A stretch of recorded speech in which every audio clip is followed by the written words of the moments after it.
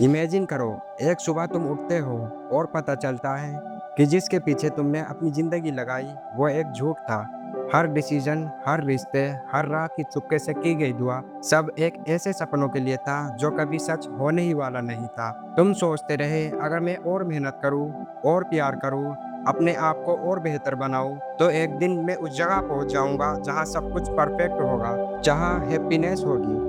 लेकिन सोचो, अगर वो हैप्पीनेस सिर्फ एक इल्यूजन हो, अगर तुम्हारा उसके पीछे भागना ही तुमसे वो चीज छीन रहा हो जो सबसे ज्यादा इम्पोर्टेंट थी, वो चीज जो दोबारा कभी वापस नहीं मिल सकती, जब तुमने उसे सिर्फ फील गुड होने के लिए सेक्रीफाइस कर दिया।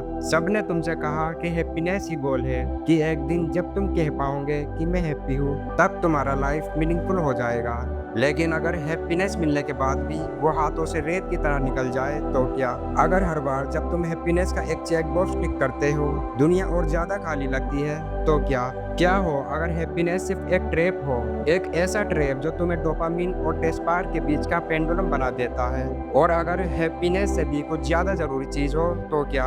क्या हो अगर तुम्हारे अंदर की आवाज कह रही हो कि यह सब झूठ है? सोचो, अगर तुम हैप्पीनेस को चेस करना छोड़ दो, नफरत में नहीं लेकिन सच को देखकर, तो चलो इस जर्नी में चलते हैं तुम्हारे माइंड के अंदर के आर्किटेक्चर को समझने और जानने की कोशिश करते हैं कि शायद हैप्पीनेस का भी तुम्हारा गोल होना ही नहीं चाहिए था। तुम्हें बचपन से ही सिखाया गया कि happiness is equal to success. TV ads ने, सोशल मीडिया ने, मोटिवेशनल गुरु ने, सबने कहा हैप्पी रहो, बस यही काफी है। लेकिन कार्ल जंग ने कहा था, जो चीज तुम अंदर दबाते हो वो और ज्यादा पावरफुल बनकर आती है, और जो चीज तुम जितनी बेचैनी से ढूंढते हो वो और ज्यादा दूर हो जाती है। हैप्पीनेस के जुनून में तुमने पेन, कंफ्यूजन, बोर्डम सबसे भागना सीख लिया। तुमने अपनी आइडेंटिटी का एक हिस्सा काट दिया जो पॉजिटिव वाइब ओनली के रूल में फिट नहीं होता था। लेकिन वो पार्ट छुपे नहीं होते, वो अंधेरे में सामने आते हैं। फ्रेडरिच नीचे ने कहा था, He who has a why to life can bear almost anyhow। लेकिन तुमने वाई को छोड़कर फीलिंग गुड को अपना वाई बना लिया। तुम जिंदा रहने वाले इंसान से एक मूवमेंट कंज्यूमर बन गए हो, हर नए डोपामिन हिट के पीछे भागते हुए। आर्थर शोपेनहावर ने हैप्पीनेस को सिर्फ सफरिंग का शॉर्ट ब्रेक बोला। जब एक डिजायर पूरा होता है तो अगला पैदा हो जाता है, साइकिल कभी रुकती नहीं है। विक्टर फ्रैंक ने हेलोकॉस्ट के हेल में भी हैप्पीनेस नहीं मीनिंग ढूंढा। उसने कहा, जब हैप्पीनेस को गोल बना देते हो वो दूर हो जाता है। हैप्पीनेस एक बाय प्रोडक्ट है, गोल नहीं। एल्डोस हक्सले ने वार्निंग दी थी, एक दिन आएगा जब इंसान अपने कंफर्ट के एडिक्शन में भूल जाएगा, बिना चैन के गुलाम बन जाएगा। शायद वो दिन आ चुका है। तुम स्क्रॉल करते हो, स्माइल क्यूरेट करते हो, डोपामिन हिट पे जीते हो। तुम्हें लगता है तुम हैप्पीनेस ढूंढ रहे हो, लेकिन सच ये है तुम केमिकल ढूंढ रहे हो, एक इल्यूजन चेस कर रहे हो जिसे पर्पस का नाम दिया गया है। तो क्या तुम खुद से सच में आजाद हो? हर सुबह उठते ही पूछते हो, एम आई हैप्पी टुडे? तुम्हारी कॉफी भी तुम्हारे कंटेंटमेंट का टेस्ट बन गई है। और जब जिंदगी तुम्हारे एक्सपेक्टेशन से मैच नहीं करती, एंग्जाइटी तुम्हारे कान में कहती है तुम में कुछ गड़बड़ है। ये है वो इनविजिबल चेन।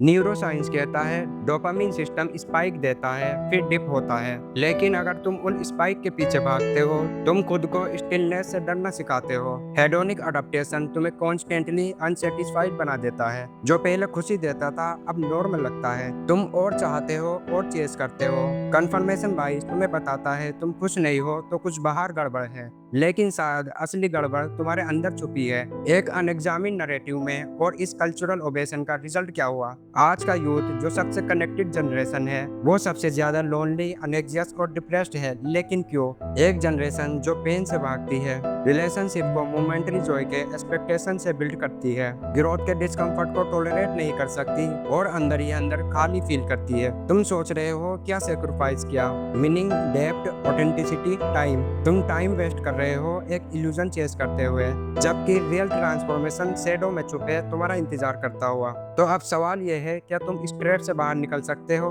क्या तुम एक ऐसी रिबेलियन शुरू कर सकते हो जहां हैप्पीनेस गोल नहीं रिजल्ट बन जाए? सोचो, एक चट्टान पे खड़े हो, पीछे से डिजायर की हवा आ रही है और सामने एक अननोन स्पेस। अगर तुम जंप कर लो तो क्या गिर जाओगे या तुम फ्री हो जाओगे? यही है तुम्हारा रिबेलियन। विक्टर फ्रैंक ने कहा, suffering ceases to be suffering when it find meaning. तुम्हारा पेन तुम्हारा एनिमे नहीं, वो एक इनविटेशन है। तुम्हारा एम्प्टीनेस, एंग्जाइटी, कंफ्यूजन सब तुमसे कुछ कहना चाहते हैं। फ्रेडरिच नीचे फिर से याद आते हैं, He who has a why to live can bear almost anyhow. Rebellion तब शुरू होती है जब तुम पूछना छोड़ देते हो क्या मैं हैप्पी हूँ और पूछना शुरू करते हो क्या इसमें मीनिंग है। ये हैप्पीनेस का रिजेक्शन नहीं, लाइफ का रिक्लेमेशन है। अब तुम पूरे तरीके से फील कर सकते हो। रोना, चिल्लाना, प्यार करना, गिरना, उठना सब अलाउड है क्योंकि तुम जिंदा हो और तुम होल बन रहे हो, सिर्फ हैप्पी नहीं। देखो उन लोगों को जो ये पाथ पे चले, आर्टिस्ट जिन्होंने पेन को टाइमलेस ब्यूटी में बदला, फिलोसोफर जो गहराई में गए और मीनिंग लाए, सिंपल लोग जो अपनों के लिए दर्द से गुजरते हैं बिना तारीफ कराए। उन्होंने जॉय को चेस नहीं किया, सर्विस और सेक्रीफाइस में मीनिंग ढूंढा। तुम भी कर सकते हो। अपने हर मोमेंट को जज करना छोड़ो। एम आई हैप्पी नाउ को रिप्लेस करो। मैं क्या क्रिएट कर रहा हूँ, मैं किसकी मदद कर रहा हूँ, मैं क्या झेल रहा हूँ, क्योंकि इसमें वैल्यू है। जब तुम ये करते हो हैप्पीनेस नेचुरली आती है, जैसे एक रिवॉर्ड, एक side effect, not the main goal. तुम अपने टाइम को रिक्लाइन करते हो, अपने रिश्ते, अपने मन, अपने फ्रीडम। तुम एक ऐसे सिस्टम के लिए खतरा बन जाते हो जो तुम्हारी खाली फीलिंग से प्रॉफिट करता है। और जब तुम ये पाथ चुनते हो तुम्हें एक पीस मिलती है जो कोई छीन नहीं सकता। लेकिन उससे भी आगे क्या फाइनल रियलाइजेशन है? साइलेंस। जब तुम भागना छोड़ देते हो सिर्फ एक खामोशी बची रहती है और उस साइलेंस में तुम सुनते हो एक सच। तुम्हें हैप्पीनेस चेस करने के लिए नहीं, होलनेस बनने के लिए भेजा गया था। तुमने सोचा ग्रीफ, कंफ्यूजन, फेलियर सब वीड्स है, लेकिन वही तो मिट्टी है जिसमें तुम्हारा स्पाइराइट ग्रो करना सीखा है।